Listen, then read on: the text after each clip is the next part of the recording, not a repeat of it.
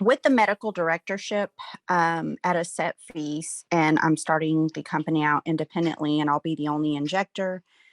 Is it standard for you to um, communicate with that medical director when you're ready to add additional employees? Does that fee typically work on a sliding scale, or is it something that is kind of understood that once they assume that position, it covers the company itself? It's all encompassing. There's no adjustments based on how big you get or how small you get.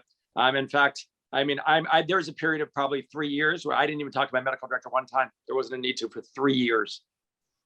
And the only time we've ever really reached out to them is we got some weird reaction, like some lidocaine allergy that we haven't seen before, these weird bumps or rashes, or, just something that just unusual. That's more of a medical question, not a cosmetic medicine question. That's usually the real reason you need a medical director. If you see something funky that you don't recognize, you talk to your injector friends, they haven't seen it before, that's the reason you want to reach out to a doctor. Maybe they've seen that in their practice on other things, Yeah, and one thing I've learned from you, Lou, too, is that you negotiate these things into your contract with the medical director, and the medical director can empower you to do everything and shouldn't get involved in operations or anything of that nature, right? They don't want to. No, they don't want to. Yeah, exactly. Yeah, so they're very, and maybe that'll help the fee come down too. It's like we just need you to be there if there's a massive emergency.